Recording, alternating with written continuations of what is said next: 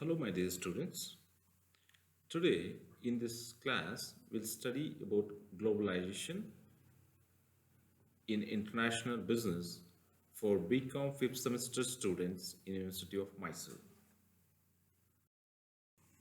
Dear students, in this session, the globalization, we will study the meaning of globalization, definition of globalization, difference between globalization and internationalism, nature of globalization. Okay. Learning objectives of globalization is to understand the globalization and internationalism and to understand the nature of globalization to overview of globalization. This will give us some idea about global. In this session, after studying and understanding the globalization, we will come to understand the historical background of globalization, to identify the nature of globalization along with differentiate between globalization and internationalism.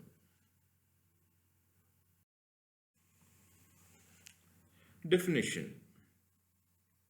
Globalization is both an active process of corporate expansion across borders and a structure of cross-border facilities and economic linkages that has been steadily growing and changing. The statement is given by Edward S. Ehrman. According to Baylis and Smith, globalization is the process whereby social relations acquire relatively distanceless and borderless qualities.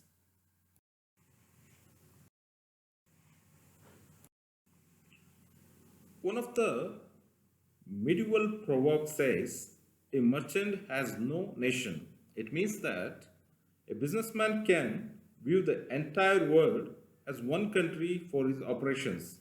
In fact, businessmen were doing their operations even before Christ. Even Hindu epics like Ramayana, Mahabharata indicate that business operations existed across countries even in those days also. Therefore, the concept of global business is as old as civilization. The concept of global business gradually encompassed into globalization with the addition of a few more wings to it. Now, we'll understand difference between globalization and internationalism.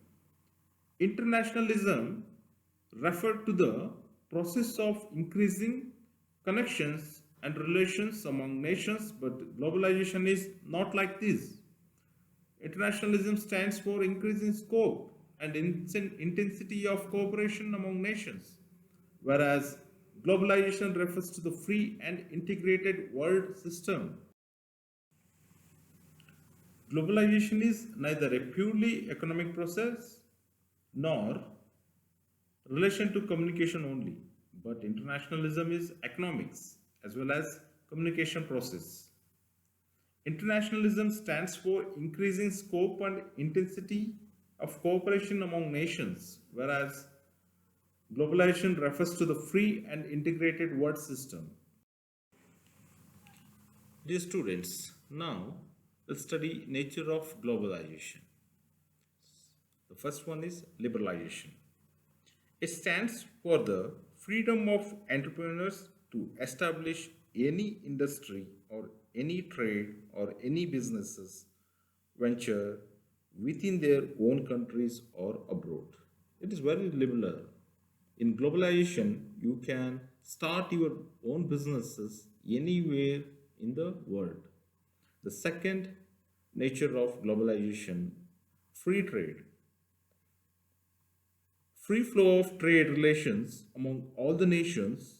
Each state grants most favored nation status to other states and keeps its business and trade away from excessive and hard regulatory and protective regimes.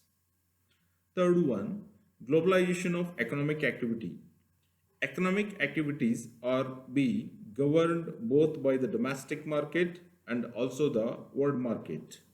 It stands for the process of integrating the domestic economy with world economies. Next is liberalization of import-export system. For liberating the import-export activity and securing a free flow of goods and services across borders, it allows a very liberal import and export system that makes a business very helpful. Nature of Another nature of globalization is privatization. Privatization, keeping the state away from ownership of means of production and distribution and letting the free flow of industrial, trade, and economic activity across borders. Next, increased collaboration. Increased collaboration is also one of the nature of globalization. It encouraging the process of collaborations among the entrepreneurs with a view to secure rapid modernization, development and technological advancement. Another nature of globalization is economic reforms, encouraging physical and financial reforms with a view to give strength to free world trade, free world enterprise, and market forces.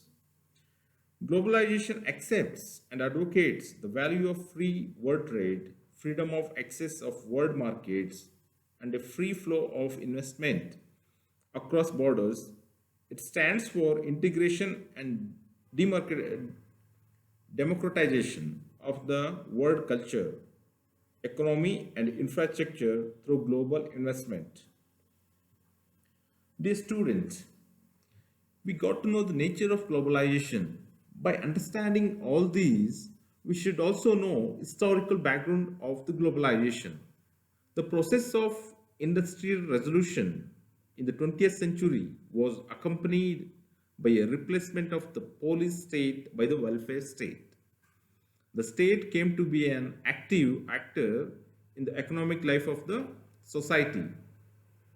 In the socialist states, state ownership of means, production and distribution become the rule and state controlled command economics were operationalized and regarded as the best means for rapid socio-economic development. In many other countries, nationalization of key industries and enterprises was undertaken with a view to provide goods and services to the people. State began performing several social economic functions. In India, the decision to adopt a mixed economic model was taken and ownership and control over the key industries was entrusted to public sector. Globalization starts from industrial revolution in Germany to till 1991. After the implementation of so many policies in worldwide, there are rapid phases, there are different levels of phases crossed by the business. The globe is exposed to the world market. Dear students, today we are studied the meaning, definition of globalization, difference between globalization and liberalization, and the nature of globalization. I hope everyone is safe at home. Thank you. Tomorrow we'll study in another subject, another topic. Thank you.